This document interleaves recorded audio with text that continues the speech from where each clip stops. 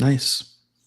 Fantastic. So look, I was just saying to Mark off air, I enjoy doing these chats. I find them really useful, really interesting. I don't know if anyone watches them. If anyone's there watching, please leave a comment so we know you're watching. But I'm going to carry on because I was just enjoying our chat with what we were talking about. We were basically just talking about music from the 90s because for various reasons, I've been listening to some 90s stuff. Essentially, I randomly, I know what it was. On Instagram, I follow a band called Salad that I really liked in the 90s. They were, their lead singer was a VJ on MTV Europe. And I can't remember because of that I discovered her band. I was really into her band. And they had they sort of reformed just before COVID. And that all just sort of fell apart straight away because of COVID. They ended up then moving to Brighton. And then they did manage to release some stuff and they performed in Brighton, so I went to see them. But so I started following the band on Instagram, and she was interviewed by a podcast which has 3 people on it, all of whom grew up around Brighton. One of them's now in Tokyo, one of them's somewhere in America, I'm not sure where, one of them's still in this area. And they basically interview members of bands from the 90s from across the world. Oh, nice. Like being in bands in the 90s. And that's sort of got me on this sort of trip of listening to old music that I used to listen to. And I just watched one of Mark's YouTube videos, your most recent one, where you were demoing a fuzz pedal, we call it, fuzz effect, that's in a vase, encased in resin, dropped in water, playing this music, which when I was watching, I was thinking, it's like you hear gardeners saying we talk to our plants to help them grow. I wonder if you had a series of these fuzz pedals and you played different styles of music to the plants, which plant would grow the best. That's such a great experiment. Yeah, someone should do that. I talk to my plants sometimes, and I definitely touch all my plants, but I don't spend too much time like conversing with them. I don't know if anyone else has a garden, but gardening is pretty great. I will.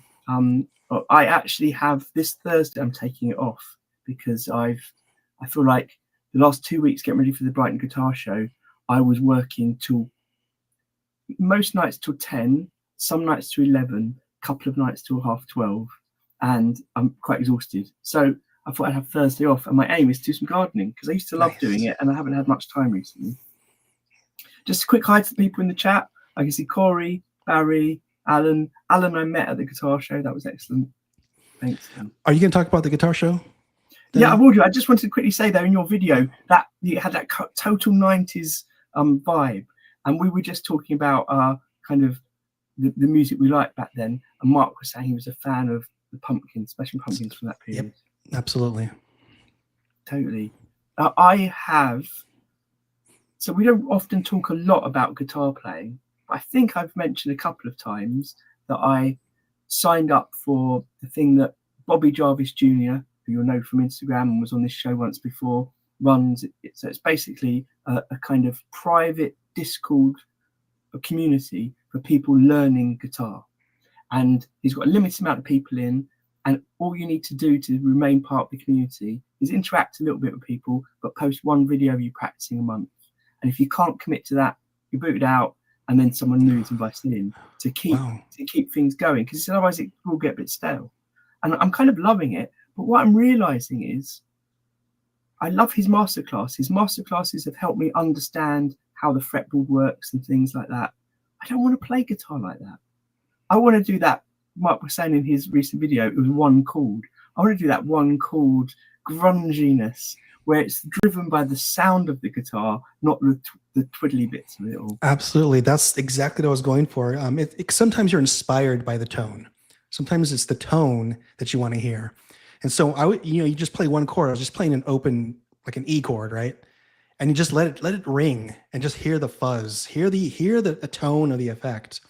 And if I can just do that gong, gong, gong, and then I just have a MIDI pack of like doom drum beats. So it's just yeah. So like, and it's just basically, I think they call it a funeral beat.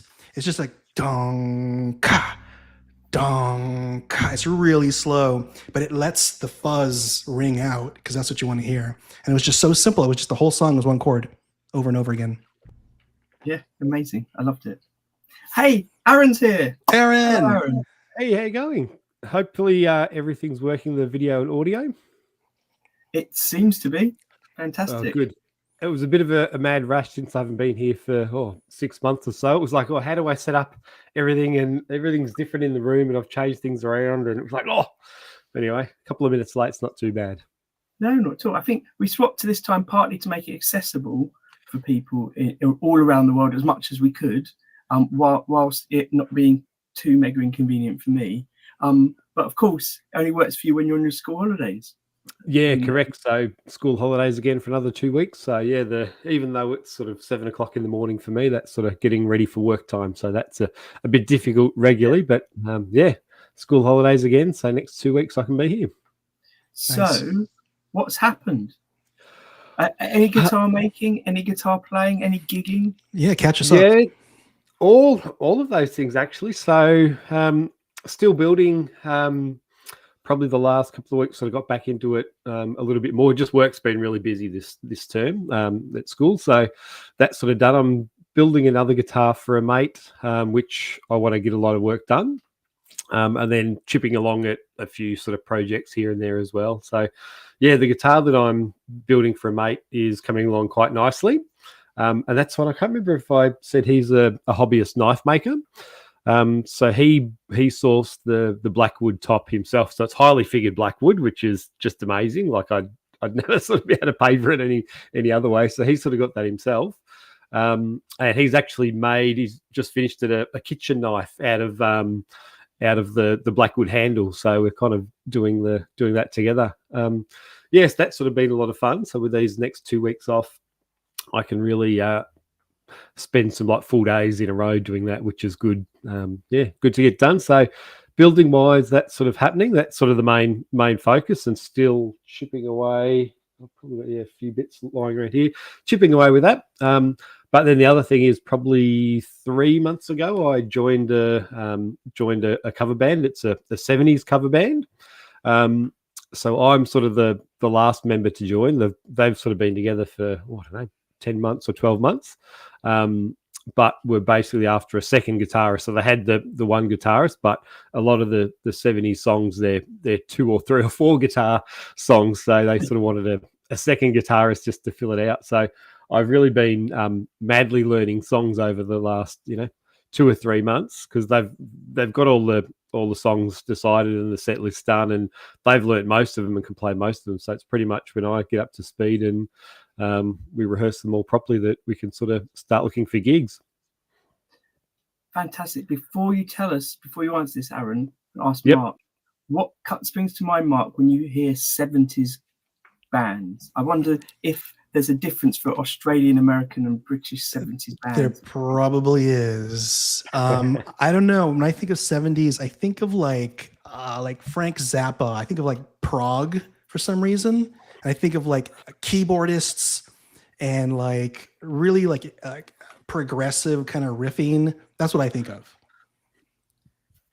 Great. I know I should think of metal and rock and things like that, but I just think of ABBA and Earth, Wind and Fire. That's what happens when I think of 70s. There's definitely no ABBA in the set. There's keyboards as well, so it's actually a 6-piece band. So I've got the set list. I'll read some of the artists. You'll definitely know them. So Thin Lizzy, Creedence, Steve Miller, Doobie Brothers, Deep Purple, Black Sabbath, Queen, couple Aussie bands, Rose Tattoo you might know, Kiss, Doors, Led Zeppelin. I don't know if I said that. Eagles, Fleetwood Mac. All those kind of things. All the stuff I should think of. All the AC/DC, of course. So just a real good mix of 70s music, which is great songs to listen to and great songs to learn and play. For some reason, when I was at uni, I loved The Big Lebowski. I watched it a lot, but I always thought that his reference to Creedence and like his car being stolen and losing his Creedence tapes, and how end of the world that was for him. I always thought that was just like some sort of comedy thing, and I hadn't really registered enough about who Prince Clearwater Revival were. Absolutely amazing.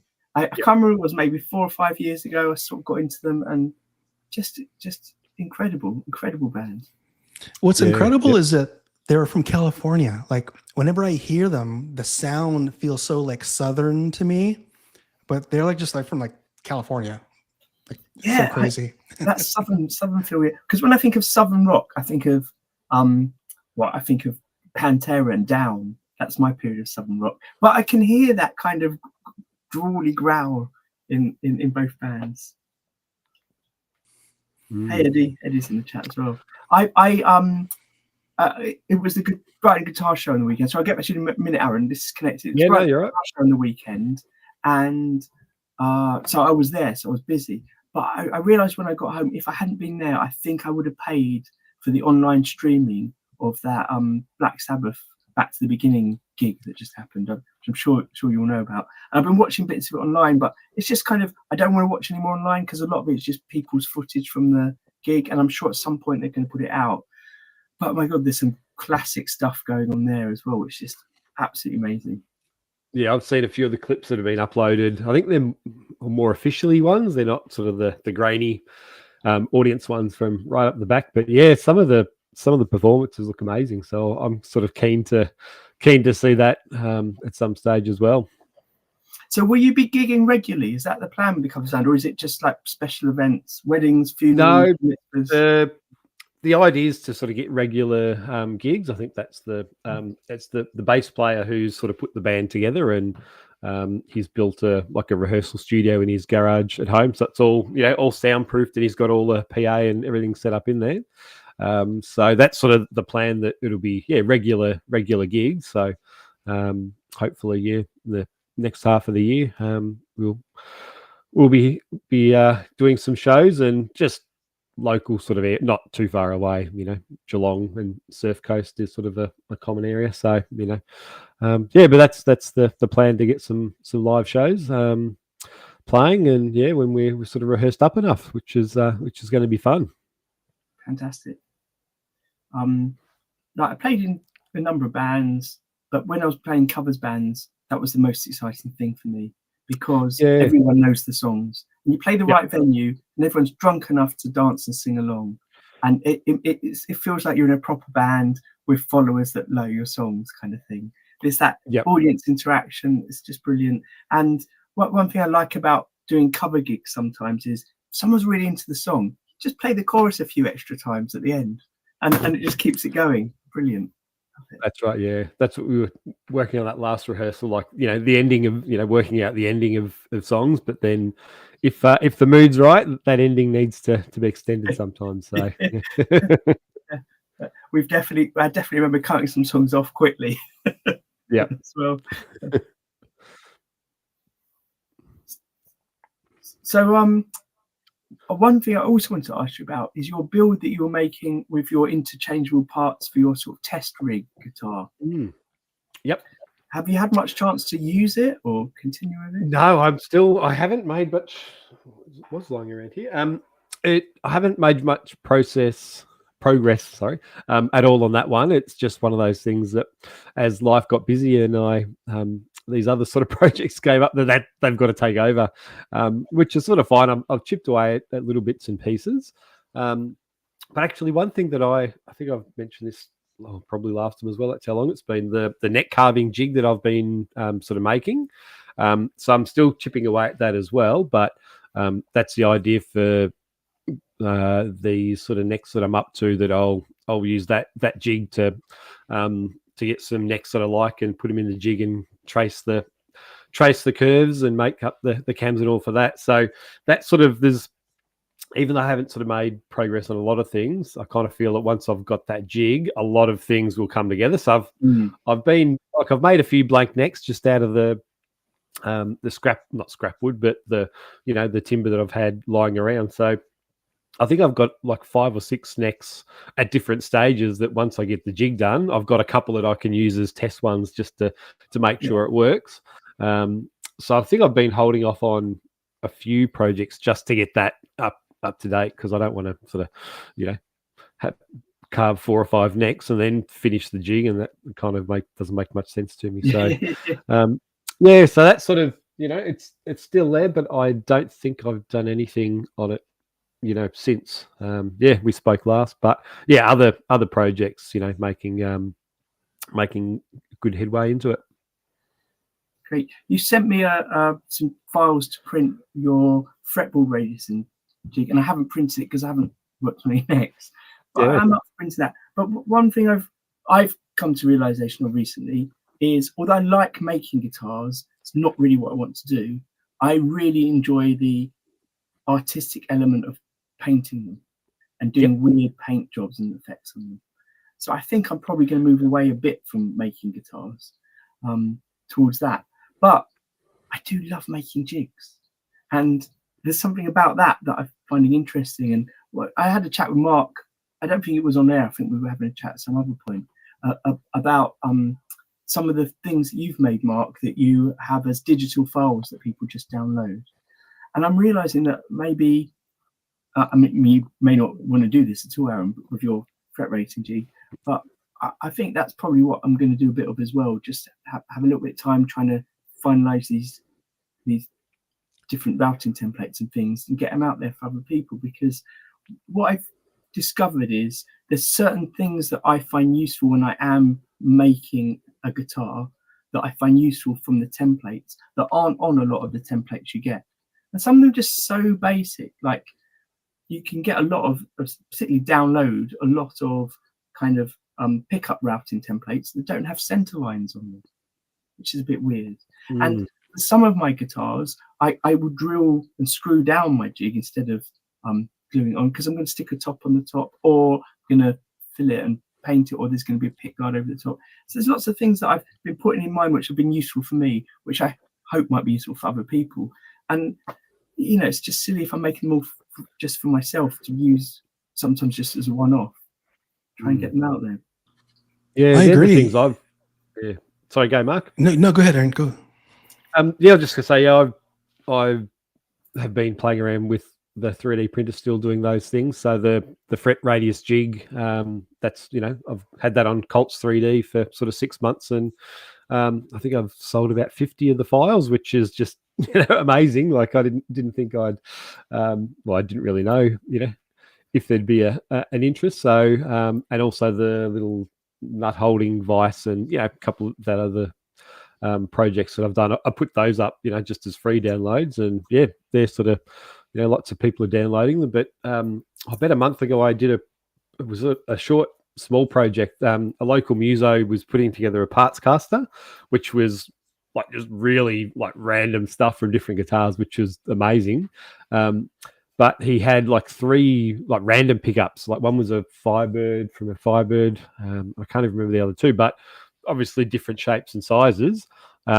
So he got me to, it had a pick guard on it, so he got me to round out the cavity, the pickup cavities in the guard. So, you know, that was a good little fun thing that obviously measure the size and get the radius and the curves right, and design it in the 3D printer and printed off 3, you know, 3 pickup templates for that, and use those to round it out. So things like that, you know, were really fun to do and easy to do.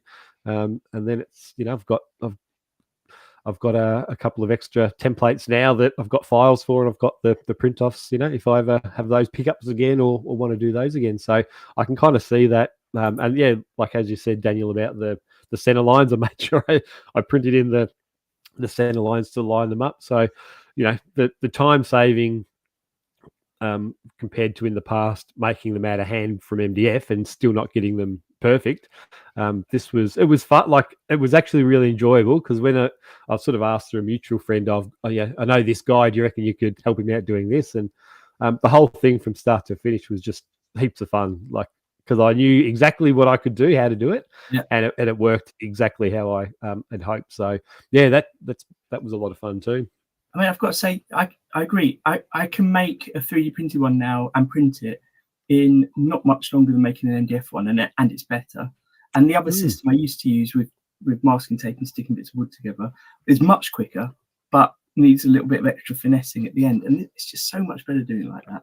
Yeah, I mean, pick, to design the file, it's a rectangle width. You just need to work out what the radius of the corners is, and that's it. Like it's not hard, is it? To design. I mean, I've more or less now just got a rectangle with center lines on it, and I've dropped a hole in it. It's so easy. So, out of interest, how are you both putting your, just for me for future reference, how are you both putting your files up for people to access? Is there a particular like main host site you're using? Or is it through your own website type of thing? Like Thingiverse or somewhere like that? Well, first, I think, if you guys are designing anything, put it online. Absolutely 100%. You have to have something on the market. And I know, Aaron, you said you're giving away some freebies. Slap 50 cents on there, 99 cents. People don't mind. We'll pay for it, right? And all jigs should be online. Like there shouldn't be any kind of proprietary jigs. A couple of months ago, I was looking for a Floyd Rose jig, right? Stu Mac had them, super expensive. I mean, I searched the internet far and wide, and the cheapest one I could find was like $30 or $40. And so like, I just wish someone had posted the 3D file online. I would have paid for it, a couple of bucks so I can print it myself, but it doesn't exist. So I think it does a really great service to the community to just put everything you design online. And even if you slap a couple of cents on there, you got to make that money because it's all passive. Like you don't do a single thing. The money trickles in. It's nickels and dimes, but it trickles in. I promise you it works. I use my site. It's Shopify. They take care of all the digital commerce and it's all worldwide. So all I do is slap the digital file on there with a photo and that's it. That's all I do. Yeah, I'm using Cults 3D, so I have thought over different times to do a website and do all that. But when I've researched it, it's just another project that would take me too much time to do it properly in the level that I want to do it at. So yeah, Cults 3D, I think they take about 20%, but it's, as Mark said, it's all passive. Once it's all up there, I don't have to do anything. So I've got the jig. I think I've put it on for like $20 American, because that's where most people seem to buy it from. And then the other two that was my idea, to put the two sort of smaller free ones on, and then people download those for free and think, oh well, I'm here, I'll buy the other one. So I'll get all of them for sort of $20 US. So that's the way I'm sort of doing it. But and it's been pretty smooth sort of process. Through the Cults 3D, there's a money back guarantee if people like download and pay for files and then they print them and there's something wrong with the file or it's not what was advertised pretty much, they can then sort of get a refund. So in terms of payment, you can request payments. I think it's every two weeks, but then it's must be like a month sort of roll through. So people have got you don't get the money basically till that time. That refund period has sort of passed, but I haven't had anyone, sort of requesting refunds or saying that anything has happened. That was my concern, that since I'm sort of new into 3D printing, I'd put these files up and they just wouldn't work for people, or there would be issues. But I think I've had, out of the 50 odd that I've sort of sold, I think I've had one person that had issues like opening the file on his computer. The computer wouldn't recognize the files, and he had the same 3D printer as I did. So so there was a few comments, emails back to him, and hopefully it was sort of sorted. So that's sort of good, because that was my sort of concern, that they just wouldn't work for other people, or file formats would be different, or different printers would have different issues. But it's been great, and it just adds to the pocket money to go back into buying guitar stuff. It's been really good. Nice. Yeah, Ray from Tasmaniac Guitars, I know he has a Cults 3D page. Yeah, it was Ray. He recommended the Cult when I was going to put them up. I asked him first up, and I just went whatever he said. It was like that's what I was going to do. So he's been really helpful with that too.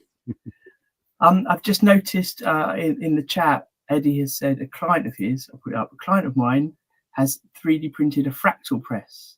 I've improved on the design. I'm waiting for the result. We all remember.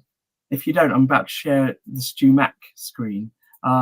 The J. Edwards Fractal Press that he was producing himself, totally innovative, I think, brilliant design of like a new tool. And and I was about to say, luthiers around the world were going wild for it. But yeah, it was definitely going down well. I've since noticed Temu sell a version of it. It's got to be a bit rubbish, the Temu one. But it's, of course, 3D printed one. It's going to be interesting how that works. That's interesting because I was actually working on a CAD file of the Fractal Fret Press too. I actually finished it. I just never got around to printing it. And I was just going solely off reference photos like these. So it, I was guessing on a lot of the dimensions. But the reason why this is so interesting is because I believe, I could be wrong, that this whole fractal, construction, the patent on that ran out a couple of years ago. So now everybody's making these type of things. So you might have seen like a lot of like Kickstarters where they do like the fractal vices, and it's like a vice that can kind of hold anything. Yeah, it's because that whole patent expired and anybody can use this design. And so you see these like knockoffs or counterfeits on Temu or whatever, or AliExpress. They can get away with that because like there literally is no patent on it here in the States. Do you know what? I mean, there probably is a YouTube channel devoted to telling you which patents are running out on engineering design and things like that. And that would be intriguing to watch what's about to run out and find out more. And what I mean by that is I follow, for a while I was using a website called Kittle, which is used for making logos and images and designs and t-shirts. And they have a website, a YouTube channel. And through that YouTube channel, there was a YouTuber that once a month put up, here are the images that are going out of patent this month that you might want to use in your designs, and just showing off what is there and giving suggestions of how you could use it. It was really a clever bit of marketing of a quick way to get something quite unique that's been designed. I guess they're all like 100 years old, and then it cuts off the design. There was some old Disney stuff, for example, in it. But it'd be really interesting to see all those other things that are out there that are. Well, there's got to be loads. There has to be so much. Oh, so Barry just posted about Highline doing the video. I did not like that video for one reason. So he's doing a comparison video on the Fractal Fret Press and the Temu version, and he doesn't show you him using the Temu version. He just shows you the aftermath of the fret, but he never ever shows you the actual process. So I'm a little suspicious. I mean, I've been following Highline forever. I totally love the guy, but I'm a little suspicious. So I'm thinking about buying the Temu one just to see, just to confirm what's going on there. Was he saying it worked well or didn't work well then? It did not work well. In fact, it mangled his fret completely, like just destroyed the fret. Yeah. That'd be depressing, wouldn't it? Yeah. Well, a bad luthier blames Temu. That's what I was saying. Blame the Temu tools. I have to say though, I have a fret file, a crowning file, that I bought because I saw. Oh, my brain's gone. Who was the guy in the Great Guitar Build-Off who was Spike from Great Guitar Build-Off? He's the one that was into gold panning and now golf, and just quite a crazy character. He had this file that he did a review of, and he'd seen Dan from Guns and Guitars using it, so I went and watched that video as well. And it's like a £20 fret crowning file from Amazon. It is definitely better than my really expensive ones I've got, and I use it all the time. So sometimes you can get good stuff cheap, so it is fine, I think, if you find the right thing. So the fractal thing, as far as I know, Neil, does press the whole fret in one go. It just spreads the weight very evenly across the radius, so that you don't have to line it all up perfectly. It just, as you press down, spreads evenly. I think it's a must-have if you're doing fanned frets, because remember, a fan fret isn't the radius of your radius fretboard. It's a completely unique radius, and in fact, you don't even know what the radius is of a fan fret. So having the Fractal Fret Press is perfect for fan frets. Yeah. And it actually brings to mind a very, very early internet video of Ola Strandberg. He was basically a pioneer of fan fret guitars, and he had the same issue. Like, how do you press a fan fret in when your calls are all perfect 12-inch radiuses or 16 or whatever. So what he did was he designed a polymer fret press that stretched and expanded as you press down, so it form fit against the entire fret. So despite the radius of the fret, whatever it may be, it fit around it and you could press it down. And that was early Ola. Neil's just said, I'm looking at the picture here, it doesn't cover the whole fret in one go. Boo. Like my calls and my radiuses all fit the whole thing. It's interesting. Someone needs to redesign it. Put an extra bit of fractal on it. Yeah. I wonder if that's pressed down though. It feels like you have a little bit more leeway up there. So if you press down a little more, it would spread out on those I further understand ones. what you mean. Yeah. Yeah, maybe it's a beauty shot. Yeah. I was just working on a 5-string bass, and I noticed like my fret protectors that I was using quickly didn't fit the 5-string bass anymore as I went up the fretboard. There's certain tools which do the job for certain guitars and not for others, and I feel like that Fractal Fret Press would be interesting to try on a wider neck like that. Neil saying, I'd expect it to press the frets in by itself for that cost.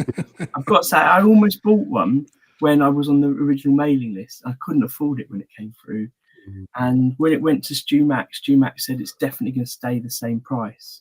So I reckon if it has stayed the same price, he must have raised his prices before he sold it to Stu Mac to make sure it stays the same price, because that's even more than I was being charged for it.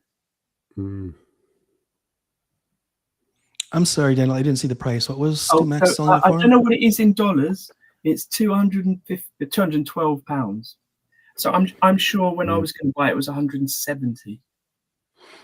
I just remember thinking, I don't fret enough fretboards to spend £170 on it.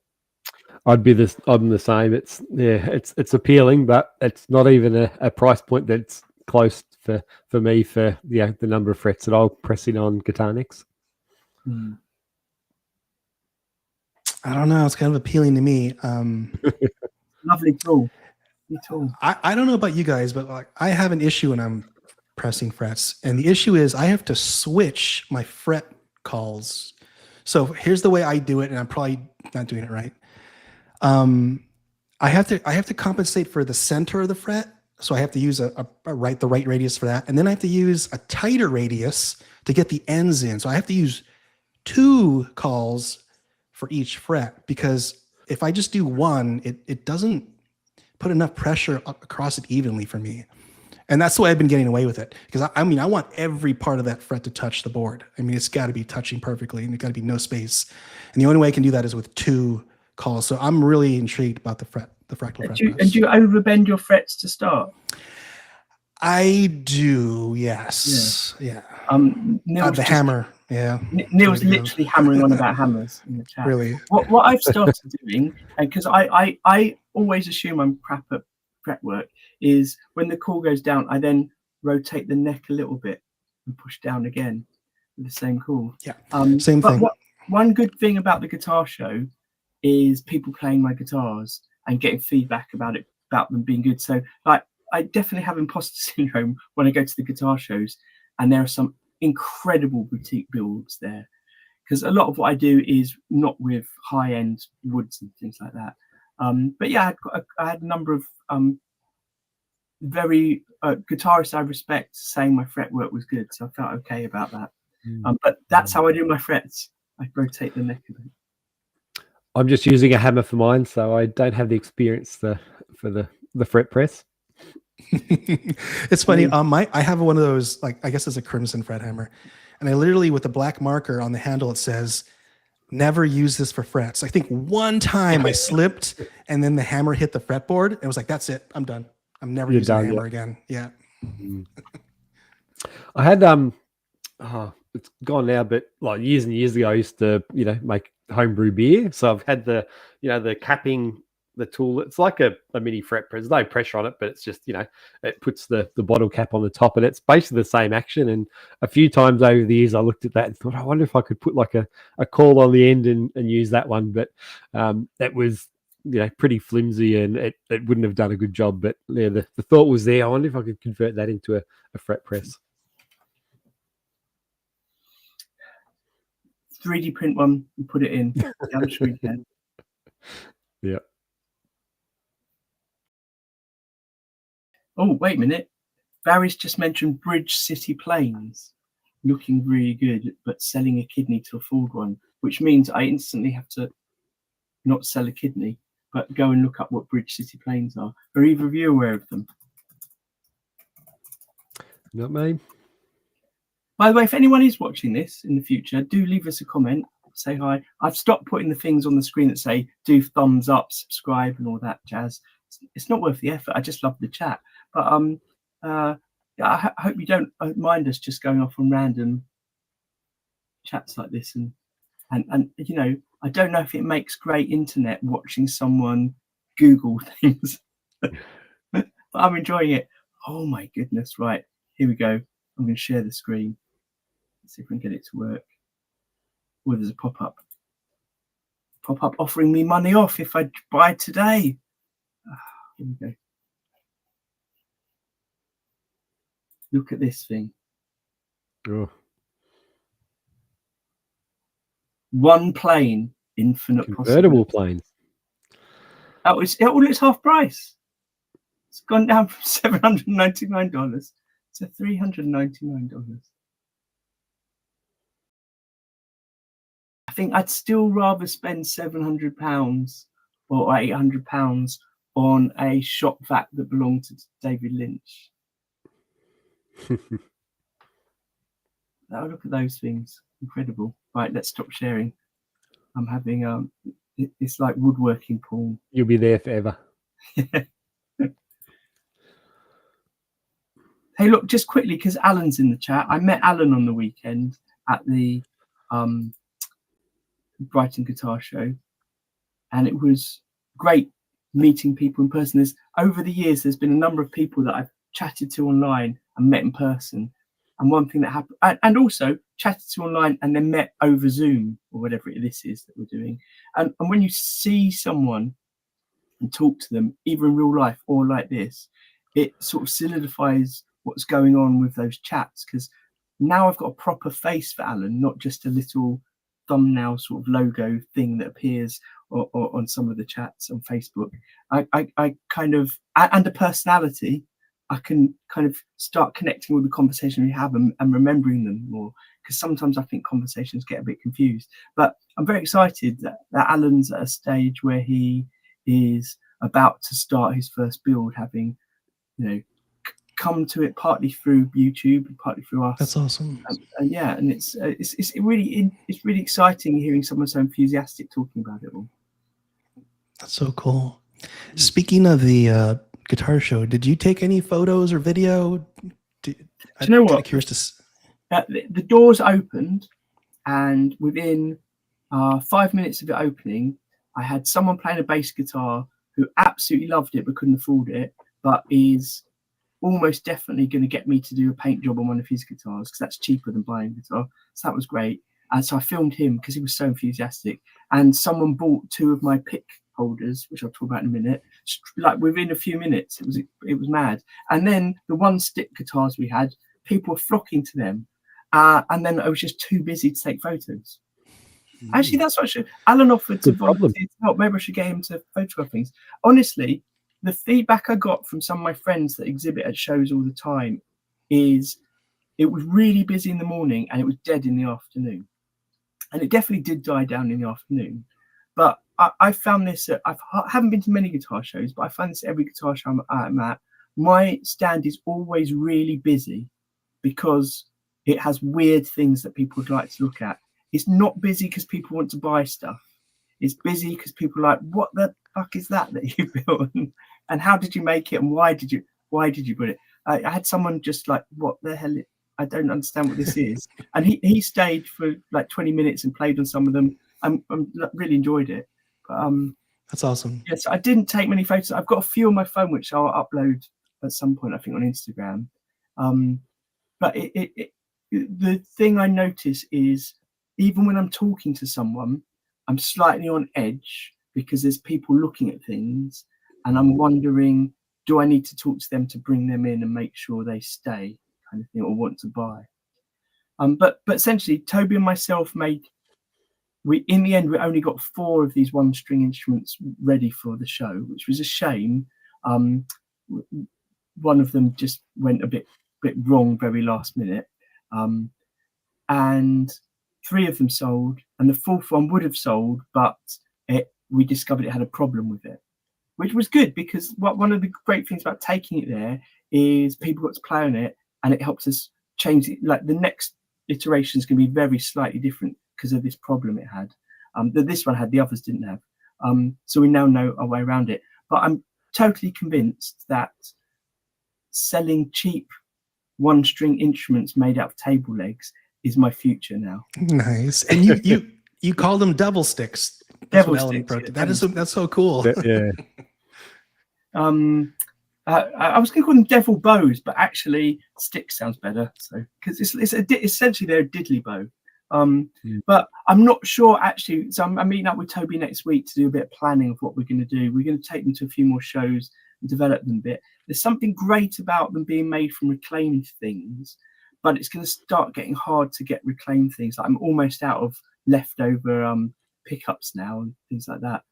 And it might just be worth making them out of nicer wood that we buy in. But the problem with that is you then got to charge a bit more, and I don't know what the balance is yet. But they were fun. And then the other thing I did, I think I said this before. I haven't got one. Wait, Daniel, wait, hold on. A thought came into my head about pickups. Yeah. Yeah. So like, I saw some guy on YouTube do this, and maybe it might work for you. You could probably 3D print it, but he basically used like sewing machine bobbins. So like there's a bobbin at the top, right? And it looks like a little wheel. And you just basically wind it with coil. You put a little magnet in there. Like, it costs you nothing. Peanuts. That's it. No, that's perfect, because just been chatting to Toby today about winding our own pickups, and he's found some one-string pickups that he liked the look of.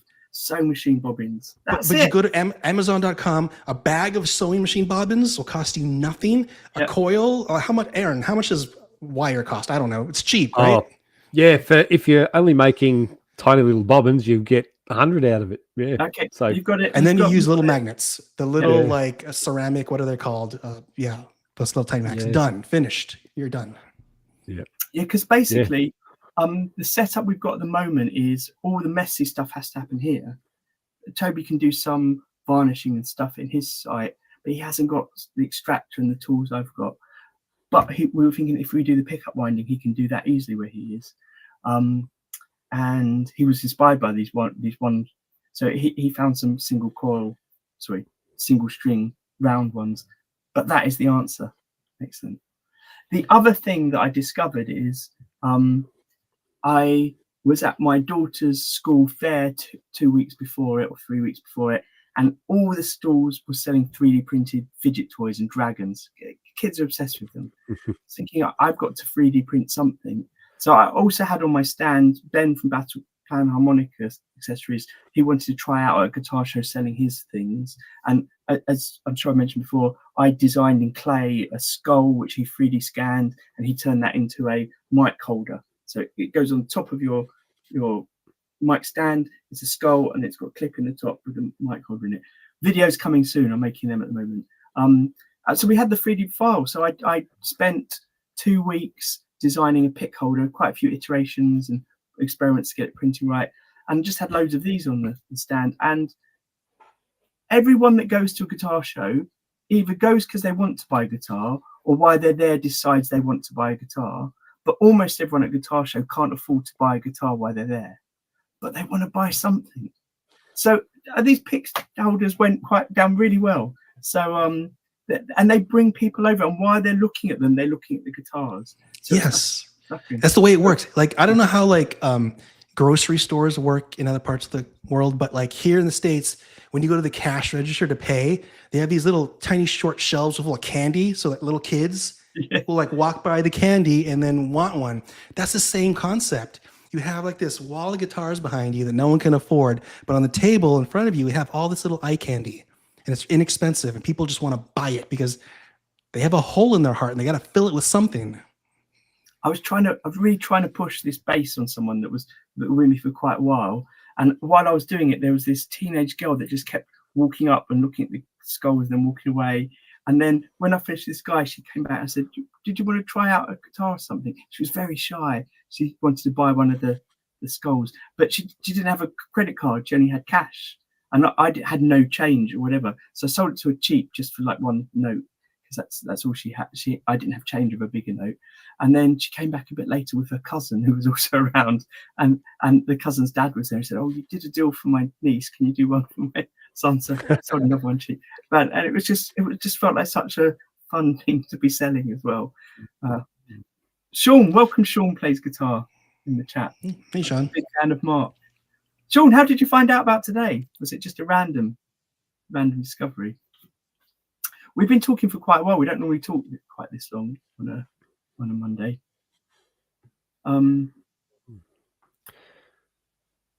Daniel, going back to your I've cursed it. Sorry, I was just going to say, going back to your devil sticks that you make. When I did the cigar box guitar stuff, I made a few as well. And one thing that I found, which I built in, was a tremolo for it, which is just a gimmicky thing. So it was pretty much. I'll find it. It's in the shed. I'll dig it out and I'll send you a photo of it. But basically, it's like you get a spoon, like hammer it out, flatten it out, and then the strings you sort of bend it up on an angle. And then the string goes through the spoon, so you can use the handle of the spoon as a tremolo. So it might be a little gimmick that you could have a play with as well. That sounds fun. What we've decided to do is I bought a bulk load of secondhand table legs that were the same, and I think we're going to do another run of these with the design we've got. The design we've got is very basic, and it's not the same every time, because we stick the wood together in the same shape and then hand finish it, and it ends up looking quite different each one. And then once those are all made, because we know now how we can whip them through, then we're going to try a few different variations. So the tremolo spoon might be the way forward. I mean, I guarantee you, because of the way people reacted to a table leg with one string on, a table leg with one string and a spoon is going to get people in, definitely. It'll just get them over. And so how fast are you making these? Like, how long does it take you to build one of the devil sticks? So there's a couple of things about this which we haven't worked out yet, which is we realized we didn't time ourselves on doing things. So we've got a next batch and we're going to keep really careful timing of it. The hard thing to answer right now is how long it took, because for the first few weeks of doing it, we kept making changes to try and work out what to do. And now we know what we're doing, it should be much more straightforward. And there were certain things, it was the first time Toby had done a lot of these making things, like making the nuts and stuff like that. So it took him a bit longer for the first few, but now he feels a bit more confident with them. So I think we did maybe 4 evenings of a couple of hours in the evenings, and I did 2 days, and we made 5. So it's not that much time really. And I think what I'm going to do is, I've got quite a few guitars still to spray. Whenever I spray, there's always a bit left over in the gun. So if we can make some up and just have them around, when I'm spraying, I'll just finish up what's off in the gun on them as well. So then we'll have some random colours and things on it. Oh, quick question. Do you guys custom print knobs and switch tips? Someone's already mentioned in the chat, Mark had a video of his milled guitar knob the other day. And I am this week trying to 3D print a replica of a particular Aria knob that I can't get anywhere, apart from I found someone that makes replicas of them in America, but they're going to work, I need 6 of them, and they're going to work out about £25 each with shipping. So I'm not sure I want to do that. So that might be my foray into... what's the knob again, Daniel? Remind me. Have I got one? Where is it? I should be able to grab it, but I can't see where it is. It's from an Aria Pro bass from the 70s. That's and right. They had the same sort of design in all of them. and they're really hard to get hold of. There's loads of forums saying don't know where to get them, don't know where to get them. And then I found this one place that makes replicas, but they're not 3D printed. They're more solid than that. Yeah. I don't know how they make them. What's that process called? They use a silicone mold, then they pour resin or something. Yeah. Or injection molded. molding. Yeah. Hey, Sean says the algorithm graces with our show and Mark's face. So Sean, just so you know, we used to do this on a different channel, my own channel, and we migrated over here recently. I'm uploading all the archive of past interviews. So we used to do 1.5 hour long interviews. There's a link in the description to the archive of that. There's 80 odd episodes. And now we're just doing a weekly random chat about stuff. But today, like, I'm going to have a title for today's show, and I think it's going to have to include the Fractal Fret Press in it somehow. That feels like the thing. Nice. Oh, so a thought came to my mind a couple days ago or a couple of weeks ago about like our collective in our community. And what I'm going to do, what I should have done a long time ago is we talked about this kind of like digital files and passive income. But what I'm going to do is I'm going to have like a code for all our community to be able to download any digital file from my store for free.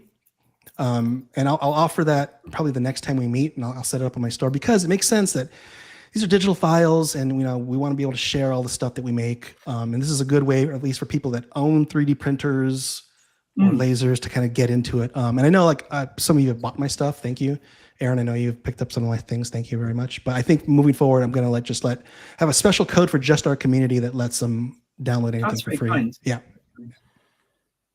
Brilliant. One thing I love about the community is how supportive it is of each other.